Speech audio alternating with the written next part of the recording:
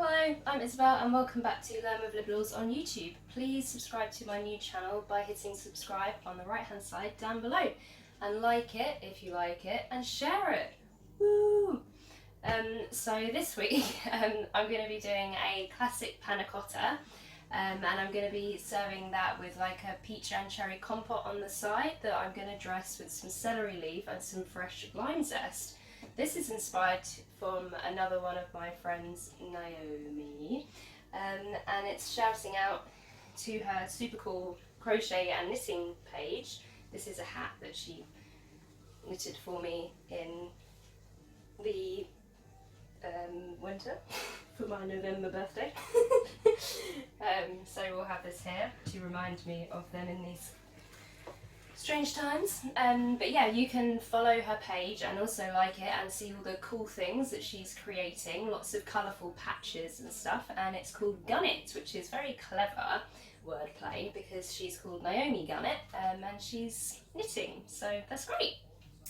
So today panna cotta is very classic and I love it, and I'm going to use this vanilla, which is from Vanilla Etc., which I get my vanilla essence from as well, but this is the powder, so you only need a really small amount and it goes really far. So I'm going to use a combination of this and the extract in the panna cotta, so that when you turn out the panna cotta you're going to have loads of the really nice pretty speckles of vanilla dust on it. And then I'm going to use this cream as well as milk, but this is, I guess, a bit like UHT cream, but it has a longer shelf life and it's cheaper in both respects because of that too. So here I've got 40 grams of sugar, which I've marinated with about 5 mils, so that's 1 teaspoon of vanilla extract, and I've got a little bit of dust in here as well. I've got 1 leaf of gelatin that I've cut in half. I've got 60 ml of semi-skim milk. You can use whole milk if you like, or yeah. And then I've got 240 grams of double cream.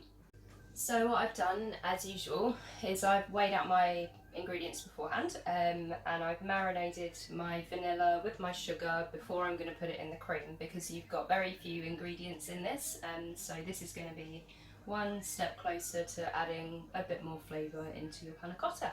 So I've got all my bits ready.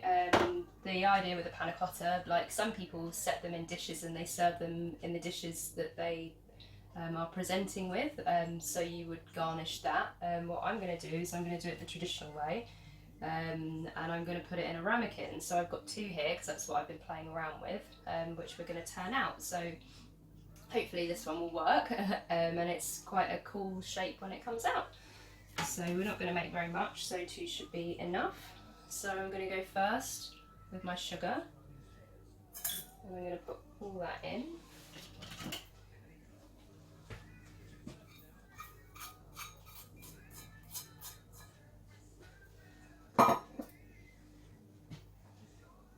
And then I'm going to take all my cream, all my milk, just put that in there. And then in this recipe I decided to put a mixture of milk and cream. Some people will just do cream, or some people might do like more milk and less cream. Personally I find it really heavy if it's just cream. I don't really like it that much. I personally don't really like set desserts made from cream either, because I find them quite heavy, and I'm a bit intolerant, so I tried to sort of steer clear of it. So that's all whisked together. I'm able to see my second camera. And then we're just going to leave that, and then while that's going I'm going to take my gelatin. I get my water, which I've done beforehand, and then I'm just going to pour in my water. So what we're doing now is we're blooming the gelatin, and that's because it comes in leaves and you want to rehydrate it. So I'm going to put 1 in first, make sure it's submerged in there, and then I'm going to put another one in there so it doesn't stick together. because what you don't want to happen is when it's rehydrating, it's all going to stick together as one big clump, and then when you dissolve it into something hot, you're possibly going to still have big lumps in there, and that's going to lead to not setting or having nasty bits, and we don't want any of those things. So I'm just going to move it around, and you kind of want to do this beforehand because you want it to be melted in advance, ready to go into something hot. You don't want to be sort of waiting for it to rehydrate at the last minute and panicking and it not working. And what I'm going to do is I rehydrate it, so we're getting a bit more floppy now. And then I leave it sitting in a tiny bit of water so that it's ready to go when I need it. So sometimes I do that a fair bit in advance, like half an hour maybe, so that you can sort of either concentrate on what you're doing or you can juggle a few other things at the same time, depending on where you are and what you're doing, really. And yeah, so we're nice and soft. And if I was putting it in right now, I would take it out and I would give it a really good squeeze. I'm going to do that anyway, but I'm going to leave it sitting in the excess water because we want that to keep it soft, so that it's going to be ready to go in, you know, a couple of minutes when we need it, really. Because if it sits there without anything on it, it's going to get hard, and it's going to go back to how it was before, and we're not going to be able to use it. So that's not good news for us. So you want to bring this up to the boil gently and gradually, you know, not super slow, but equally you don't want to burn your cream. It is an easy thing to do in a lot of respects, this dessert, because it's just setting, I guess, cream with gelatin. But what we're looking for is something that's really nice and wobbly, and also that you can taste whatever nice cream and other bits you've decided to use, really.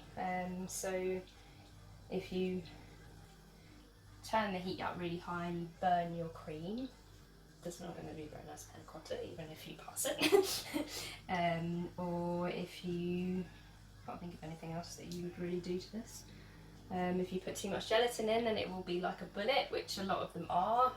So that's why the last video with the posset, I showed the consistency. That's to prove that the recipe is, you know, doing what it's saying it's doing. And often, if you set something in the dessert that you're gonna in the like plate or bowl that you're gonna serve it in, you know, you can hide that, which some people do. They'll just set it in there and say, oh, it's a panna cotta, and then you eat it and it's very rubbery and hard and not very nice, really. So yeah, I tried to take a risk on how little gelatin I can use while it actually being able to set. And then what you always want to do, if you've got gelatin going, you want to pass it. Because you don't want any like lumps or bits from the cream or from your gelatin that may not have dissolved properly, and if it hasn't dissolved properly you need to be able to see that in the sieve, because you need to be able to fix the problem.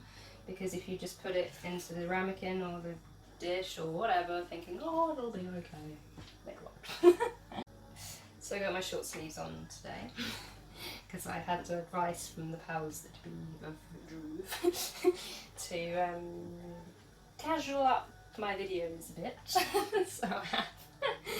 And also it's far too scorching hot in my very small but very nice kitchen. So now we're boiling. I'm just going to boil it to make sure that it is all nice and hot. And then you do want to do your bits of gelatin bit by bit, put it in, make sure it's all incorporated, put the next bit in. If you are naturally impatient, which I'm not really, so that's quite lucky, you might whack it all in there, but really it's better to try and stick to the stages and then you don't have to do it again, which is ideally what we want. I'm going to go again with that.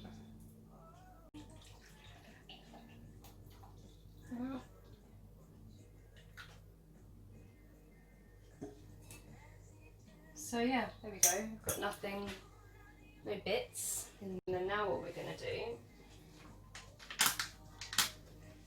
is take our vanilla and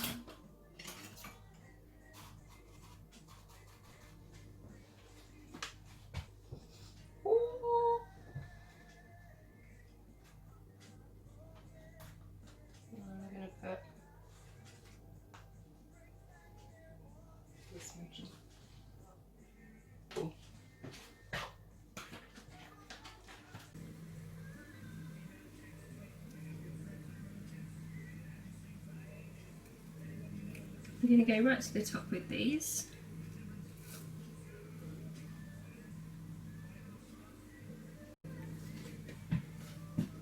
Yum. Lick the surface of this. Face.